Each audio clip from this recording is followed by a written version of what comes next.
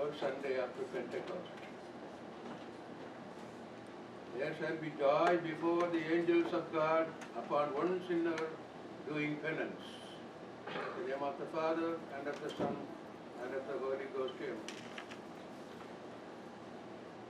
Our dear brethren in Jesus Christ, in today's Gospel, our Lord says the parable of the shepherd who lost one of his sheep, and he went in search of that one sheep which was lost, and when it was found, he immensely felt happiness because he has found the lost sheep. This is the work of Jesus Christ on earth, and also all those priests who are consecrated or ordained in the priesthood of Jesus Christ. It is their work to go after the sheep which was lost. That means to seek after sinners so that they may be transformed into saints by practicing penance. So in this parable, our Lord teaches us the beautiful and consoling truth that He goes out in quest of the lost sheep, and by His grace gently draws sinners to repentance. Drawing sinners to repentance is a very joyful and very happy job of the missionaries.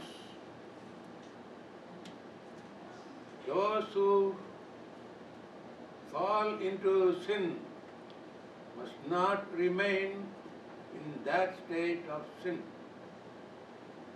Yes, they must be gently drawn every day by the grace of the sanctifying grace given to us in the confessional. Sinners must become saints. For that, the sinner requires that he returns to Jesus with sincere and contrite heart, prepared to do penance for his sins. Yes, even those who have committed sin against the Holy Ghost, though that sin was declared as sin unforgivable, they also can be converted. Like the communists, as long as they remain in that state of atheism, their sins are not forgivable. But once they become really contrite in their heart and to do penance for their sin of atheism, they can also become real penitents to receive forgiveness of sin. Let us meditate today on the necessity and the urgency of doing penance. Penance is an interior act by which the sinner turns to God. The sinner detests and gives over his sins and firmly resolves not to commit those sins anymore in the hope of obtaining forgiveness. And in short, penance is a spirit of sincere repentance. We are born in sin, And we are all liable to fall so easily into sin. Even those who lead a very pure and holy life are not altogether free from sin. For it is said in the Bible, the book of Proverbs, chapter 24, verse 16, for a just man shall fall 7 times. Here the just man means the saint, those who follow faithfully the ways of the Lord, and those who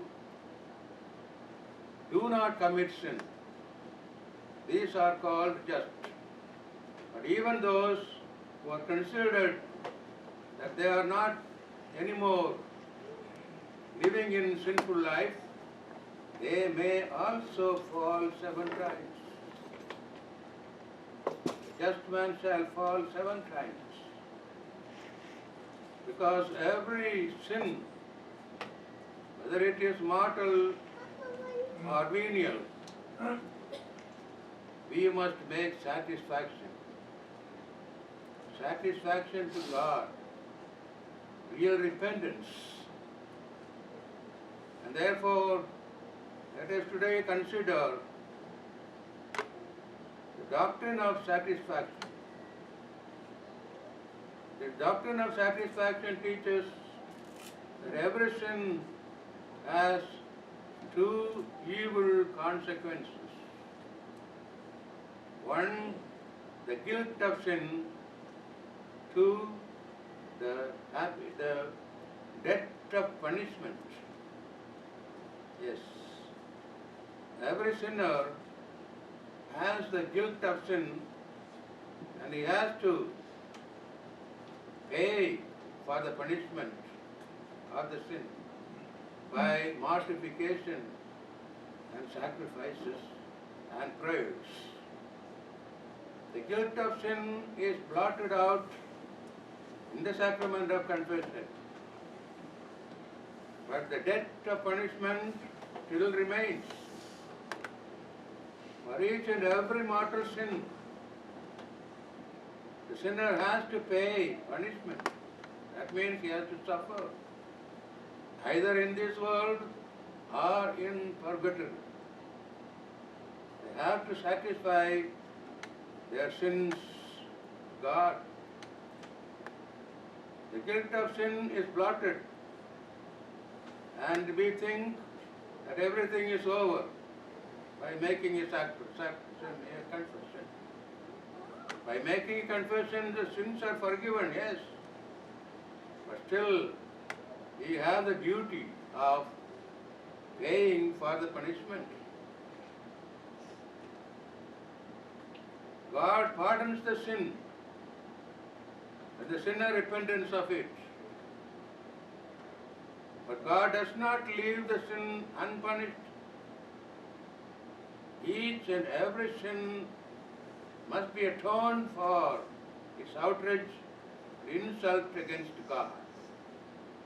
Therefore, God requires of us punishment and satisfaction, which either God Himself imposes on us by sending some temporal affliction like coronavirus, for instance, or which we must impose upon ourselves as voluntary acts of mortification and penance. God does not pardon our sins except on condition that we do penance for them. We satisfy, therefore, divine justice for sins committed either by patiently bearing the crosses, trials, and the sufferings that God sends us, or by performing voluntary acts of mortifications and penance in this life. Otherwise, we will have to endure long and indescribable pains in purgatory. Many think that prayers, maybe 3 Hail Marys, which the priest asks us to pray as a punishment for our sins, and these are enough. No. These are not enough. Maybe it is one rosary, or for some sins, the priest may ask you to make a way of the cross, or sometimes 7 Hail Marys or 7 rosaries. Even if it is 7 rosaries, it may not be enough to satisfy for our sins. We are supposed to make sacrifices, mortifications, and continual prayer to satisfy our sins. In the Bible, we have an example for this. King David had committed a grievous sin of murder and adultery. You know that story.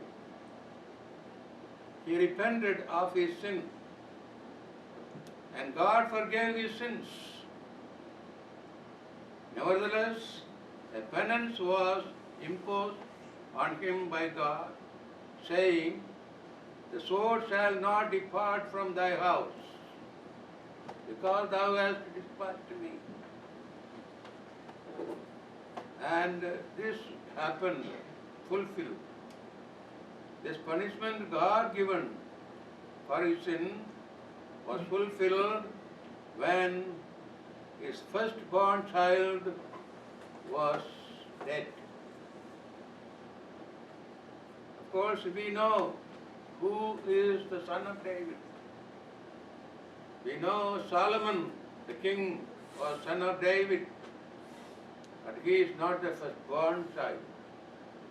There was a child born before Solomon was born to David. This child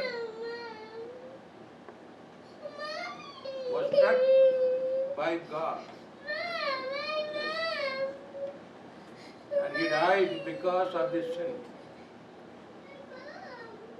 This sin was imposed on him by God, but David was not satisfied with this punishment given by God.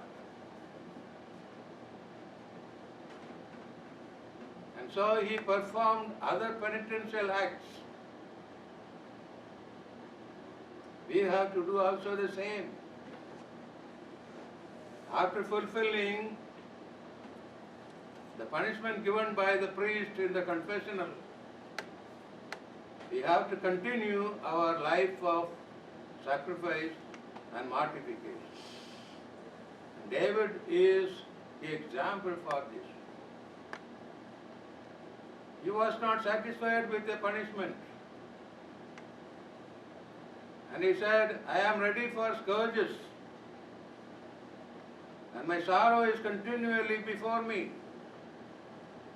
Every night I will wash my bed, I will water my couch with my tears."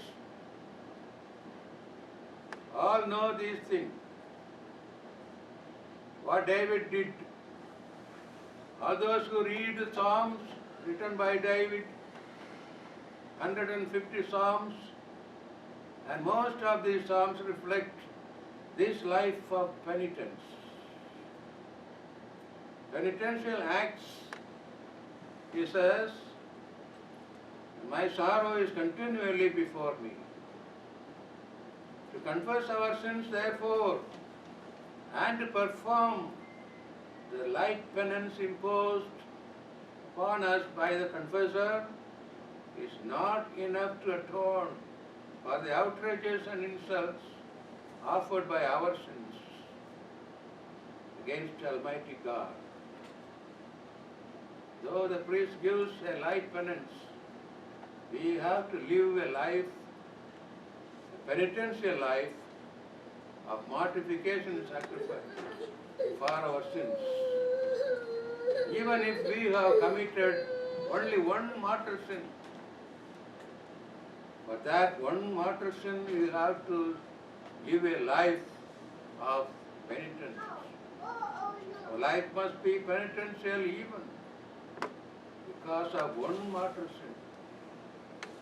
And therefore, to confess our sins and to perform the life penance imposed upon us is not enough to atone for our outrages and insults. St. Augustine says, if you wish to avoid the divine chastisement for your sins, chastise yourself in this world before you die. Don't think that your sins are forgiven and you have no duty to suffer for your sins. St. Augustine says, chastise yourself in this world, for in the next world, punishment will be meted out in the fullness of severity of divine justice. Yes. We do not know how much we have to suffer in purgatory after our death for our sins. You know an example, when Our Lady appeared at Fatima, even in the very first apparition, Lucia asked about her friend Amelia. My friend died.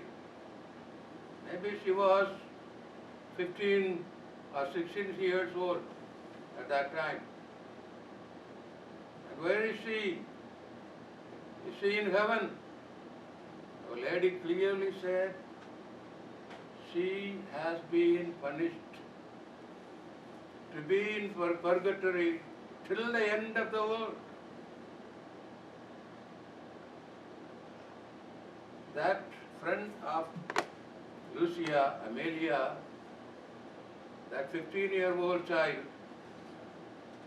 how much she must have offended our Lord. Even one mortal sin committed consciously,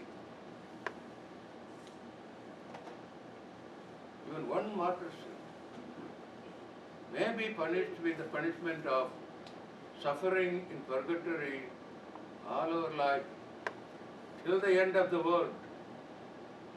Of course, that Amelia received lot of graces through these children of Fatima. Their prayers and sacrifices must have made her satisfy all that she had to suffer, and she must be in heaven now. That's another question. Our sacrifices for the sins committed for ourselves and for others are immensely valuable. They may help those souls in purgatory in a great manner. Maybe even one rosary offered for a sinner may relieve that soul from purgatory and cause that soul to go to heaven. We do not know. We do not know how much the punishment is and how much grace is acquired by our sacrifices and prayers offered for those who suffer in purgatory. We do not know. It's not so easy living thing to live a penitential life. It is not easy, but its fruits are very precious. The act of penance we do, the small sacrifices and mortifications, their fruits are precious and enduring. It brings immense joy and consolation now at the hour of our death. It opens the gates of the heavenly paradise. So, Let us live a life of penance and sacrifice even after being forgiven in the confession. There are only two roads that lead to the heavenly paradise. The road of innocence, that means never committing any sin. There are very few saints who have never committed any sin and then directly to heaven. Very few. The other road is of doing penance. We are not innocent, we know. We have surely committed sins and many sins. Many of us continue to live in sin every day. But if we have received forgiveness in confession, are we ready to go to heaven immediately? No. Maybe we are also punished to be in purgatory till the end of the world. Then we have left the former road of penance, of innocence. We must walk the latter road of penance all our life.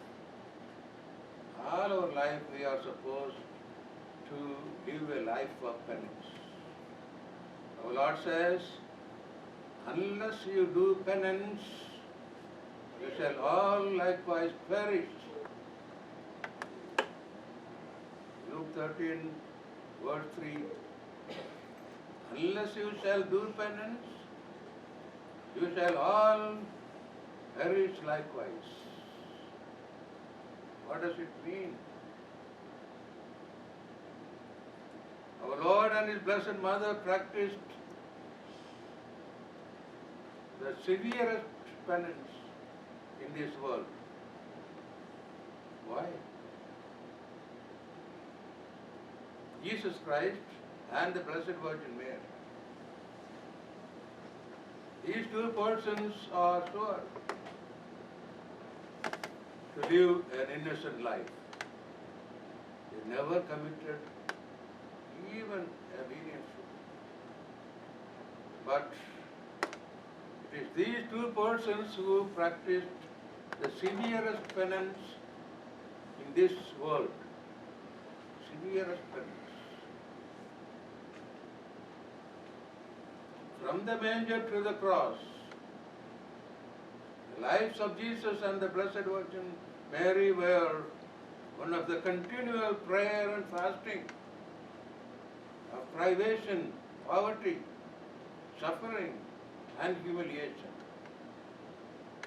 We have to reflect on this penitential life of Jesus and the Blessed Virgin Mary. Yes, that's why Our Lady came several times in the world to remind us of living a penitential life. Let us listen to the call of Our Lady with a clear emphasis to do penance in preparation for the outrages, sacrileges, and indifferences whereby God is offended. These words are told by the angel of Fatima. Our Lady sent the angel of Fatima to remind us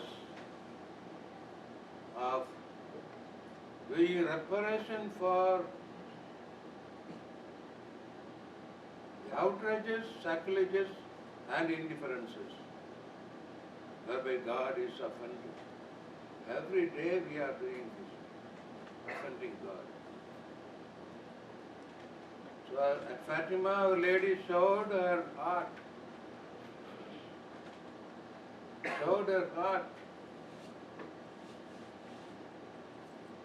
Crowned with thorns, penetrated with innumerable thorns. Our Lady's heart is being pierced with millions of thorns. And a divine Son says to Lucia, have compassion on the heart of your most holy mother. Have compassion on the heart, Our Lady's heart, covered with thorns, with which ungrateful men pierce it at every moment. At every moment. Who are those ungrateful men? He is I and you, those who are present here. Ungrateful men, piercing the heart of the Blessed Virgin Mary at every moment. And there is no one to make an act of reparation to remove them. No. All our prayers and sacrifices which we do are not enough. Not at all enough. And there is no one to make an act of reparation to remove these thorns from the heart of the Blessed Virgin Mary. This is the complaint given by our Heavenly Mother at Fatima. There is no one. Therefore, life of penance is most important. Sacrifice yourself for sinners, for your sins and for sinners. Sacrifice yourself. Pray. Pray very much and make sacrifice for sinners. Many souls go to hell because there is no one to pray and make sacrifice for them. This is the complaint given by Our Lady at Fatima. And in our time, Sister Lucia tells us the Rosary carries with it a great efficacy.